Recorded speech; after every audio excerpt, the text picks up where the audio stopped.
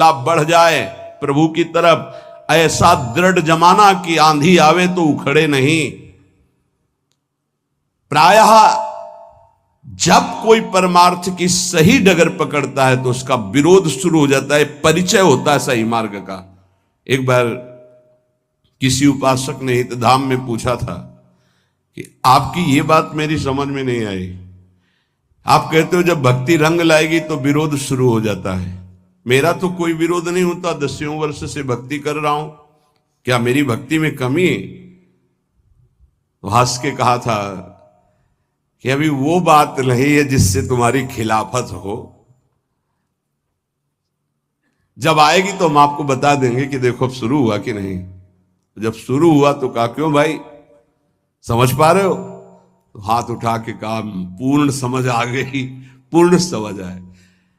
अन्य आश्रय लेकर के जो भजन किया जाता है उसका विरोध नहीं होता, ध्यान रखना। प्रभु से जो कुछ मांगा जाता है उसमें विरोध नहीं होता।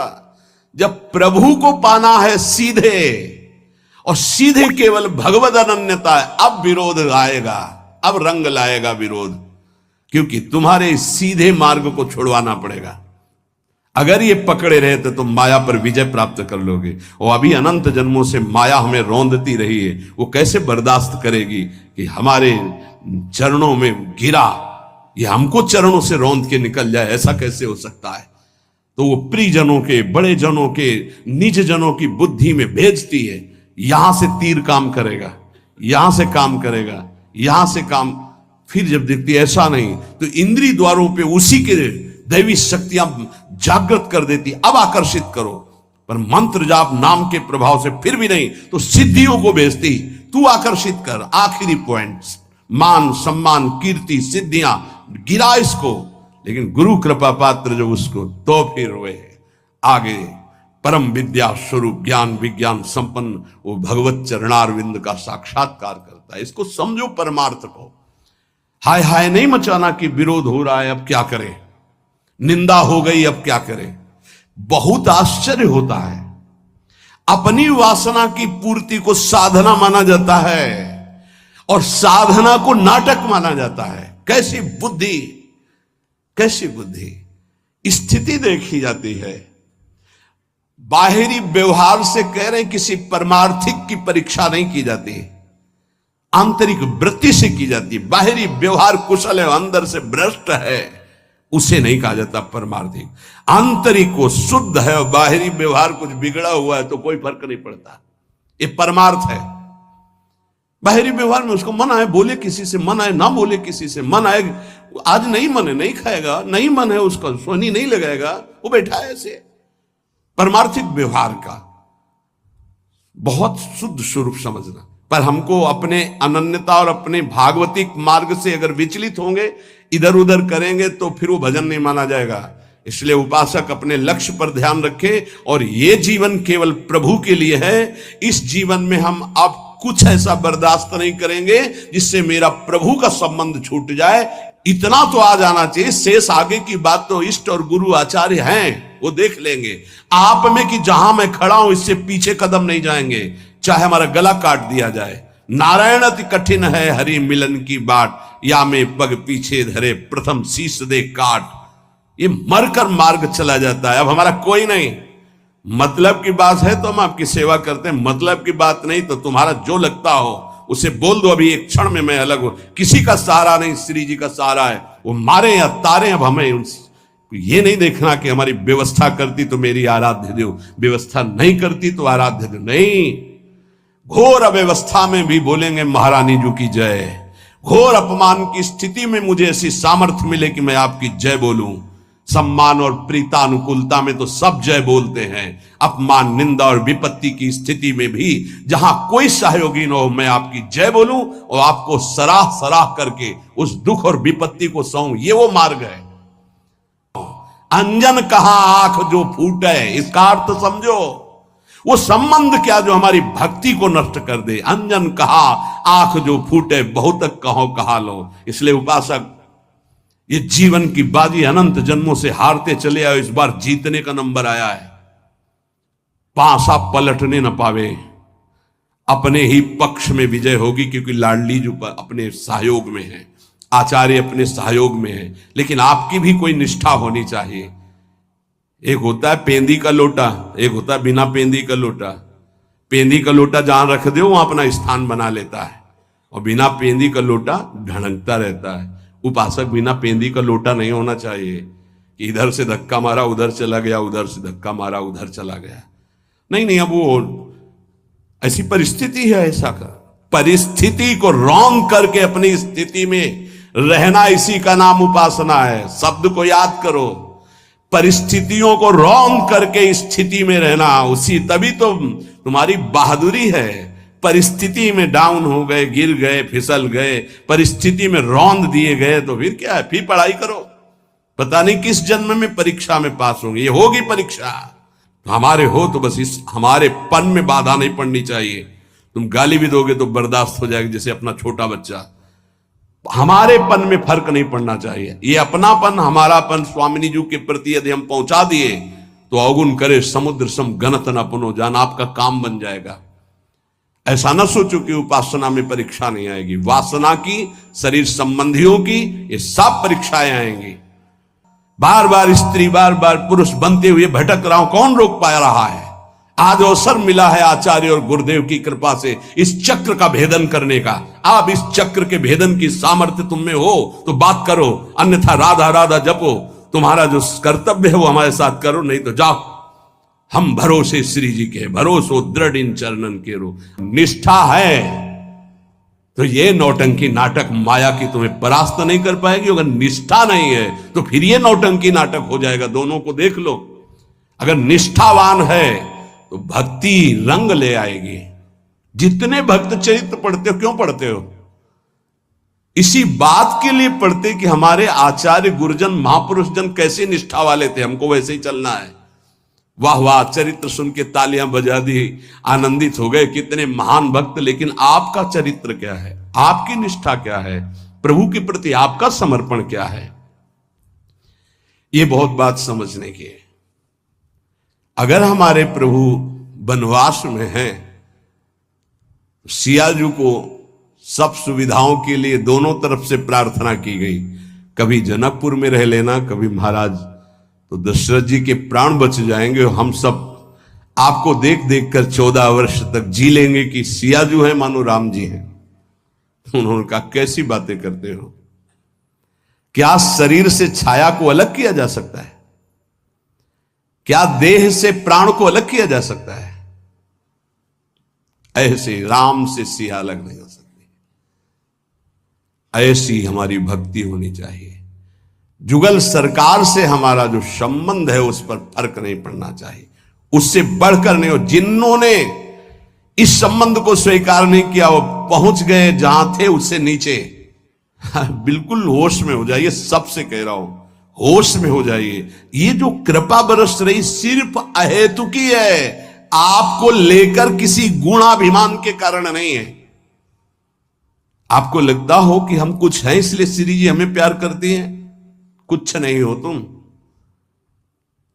माइनस पे हो, प्लस जीरो में नहीं आएंगे, माइनस आओगे, प्लस में नहीं आ सकते। आप ही नहीं, हम सब। अगर कुछ है तो उनकी कृपा से है। अगर जितनी बिगाड़ है वो मेरी तरफ से है, पक्का समझ लीजिए। जितना दुलार मिल रहा है, हमें लगता है अगर ऐसा दुलार मिले तो प्रियाजू के दुलार को पहचानने में देर न लगे। केवल उदर पोषण, वस्त्र और वास के लिए पूरा जीवन मेहनत करते हैं, लेबरी करते हैं, रिक्शा चलाते हैं, और परिवार को अन्न और वस्त्र और वास की पूरी सुव्यवस्थित व्यवस्था नहीं हो पाती। इसलिए ये जीवन श्री जी को दे दिया तो दे दिया। केवल हमारी महारानी जो आश्रय रहेंगी, रुपया नहीं, व्यवहार नहीं, धन नहीं, पति नहीं, पुत्र नहीं, परिवार नहीं, कोई संबंध नहीं। सब संबंध का निर्वाह प्रिया प्रीतम के भाव से करेंगे। प्रिया प्रीतम के भाव में ठेस पहुंचेगी तो हर संबंध को स्वाहा कर देंगे प्रभु के चरणारविंद की तरफ। अगर ऐसी निष्ठा नहीं है तो भाग जाओ, संसार में भाग जाओ। निष्ठावान ही इस मार्ग में आगे बढ़ सकता है, बढ़ नहीं पाओगे। जिसके अंदर ये है ना, प्रियाजू से बढ़कर कोई है तुम्हारे इस संसार में, तो अभी या तो सुधर जाओ या भाग जाओ। इस मार्ग में चलने के लिए पूरा जीवन समर्पित करके, और यह कभी नहीं देखा गया कि स्थिति क्या आ रही है। जैसी भी स्थिति है मैं राजी हूं, आप राजी हो ना, मैं राजी हूं। ये जीवन आपको दे दिया, आप जो मनावे सो करो, जो होली खेलो सो खेलो, ये आपका जीवन। चलेंगे तो राधा राधा कह के कदम आगे आपकी तरफ बढ़ेंगे। अब आप देखो कौन घसीटता है, कौन पीटता है, कौन पूजता है, कौन अपमान करता है, ये आपका विषय, मेरा विषय सिर्फ आप हैं। ये रोज सत्संग मिल रहा है आपको, ये कुछ दिनों के लिए सौभाग्य है, ध्यान रखना। जिस दिन श्री जी ने चाहा उसी दिन ये बंद हो जाएगा, चाहे शरीर रहे या न रहे, इसका कोई मतलब नहीं। अपने हृदय को देखो, बुरा जो देखन मैं चला बुरा न मिलिया कोई, जो दिल खोजूं आपनो तो मुझसे बुरा ना कोई। इसलिए बहुत सावधान। डिजिटल मार्केटिंग अब सिर्फ बड़े ब्रांड्स के लिए नहीं, आपके लिए भी है। हम अक्सर सोचते हैं कि शायद डिजिटल मार्केटिंग सिर्फ उन्हीं लोगों के लिए है जिनके पास बड़ा बजट। सावधान। निरंतर नाम जपने का अभ्यास कीजिए। जो गुरु कृपा इष्ट कृपा है उसको अपने हृदय में रखिए कि ये आपकी कमाई नहीं है, ये धरोहर दी गई है। अगर आप इसकी अपमान वृत्ति अवमानना करेंगे, जो अवहेलना करेंगे, तो ये गायब हो जाएगी। ध्यान रखो, जिस दिन गायब हो गई उसी दिन संसारी हो जाओगे। शब्द याद कर लो, घोर संसारी। डट के भजन नहीं करोगे, शरीर से सेवा नहीं करोगे तो बुद्धि भ्रष्ट हो जाएगी और इनका दंड मिलेगा। जब पूरा भगवदाकार जीवन होता है तब ये बात पचती है। आप भगवान के मार्ग के पथी के केवल उतना अधिकार है, 5 गृहस्थों के यहां जाओ, एक एक रोटी मांग के खाओ और गुजारा करो, खूब नाम जप करो, भजन करो। एक ये वृत्ति। एक है भगवत सहारे बैठे, जो आ गया सब मिल्क बांट करके पा लेते हैं, राधा राधा। एक ये वृत्ति है, वो माधुकरी वृत्ति है, आकाश। एक है कि पड़ा हूं चेष्टा भी नहीं करूंगा, अजगर वृत्ति, वो अद्भुत जनों की होती है। एक वृत्ति में रहो। यहां एक वृत्ति है, आकाश वृत्ति। अधिकतर इसी आकाश वृत्ति का सेवन पूरे जीवन में किया है। मेरे प्रभु जो मेरे सामने भेज देंगे उसकी व्यवस्था होगी। याचना नहीं, कोई फीस नहीं, किसी से किसी भी तरह का कोई इशारा नहीं। अगर कोई इशारा करता है तो दंडनीय अपराध है हमारे यहां। इशारा भी नहीं कर सकते। ये केवल आकाश वृत्ति। आकाश वृत्ति भगवत आश्रय। 100 रुपये आ जाएगा, उसके अनुसार काम होगा। 4 रोटी होंगी तो एक एक टुकड़े बांट करके खा लेंगे, राधा राधा रटेंगे, मांगेंगे नहीं किसी से। इसमें किसी का टैक्स नहीं, कोई फीस नहीं, कोई इसमें हमारा प्रतिग्रह नहीं है। मेरे स्वामिनी के द्वारा भरण पोषण। ये जो आपको मिल रहा है भिक्षान्न से भी पवित्र है, क्योंकि आकाश वृत्ति के द्वारा मिल रहा है। और ये जो आप वृत्ति को सोचते हैं आप, बहुत कठिन है भगवत मार्ग की डगर।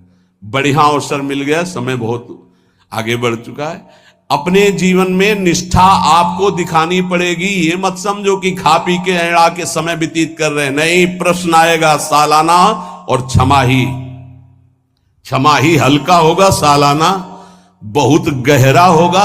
और अगर 10-12 वर्ष हो गए तो फिर फाइनल का जो प्रश्न होगा वो सिद्धावस्था की तरफ ले जाने वाला होगा। फाइनल में जानते हो कैसा प्रश्न आता है? हाई क्वालिटी का भोग। शब्द समझ लो। जीवन में जो सोच तुमने की होगी, कल्पना, उस कोटि का भोग आएगा तुम्हारे पास। भोगो, फ्री भोगो। कोई संकोच नहीं, कोई भय नहीं, कोई नियम नहीं, कोई मर्यादा नहीं। क्या चाहिए तुम्हें? यह आखिरी है तुम्हारा। अब लगा कि भगवान तो मिल ही जाएंगे यार, आज नहीं तो कल मिल जाएंगे। ये जो एकदम ऑफर आया है इसको तो स्वीकार कर लेते हैं। नहीं, ये 12 वर्ष वाला फाइनल का प्रश्न है। तुरंत भूमिका बदलेगी। अगर आप जीत गए तो तुरंत अध्यात्म की भूमिका बदलेगी और आप ऊपर उठ जाएंगे।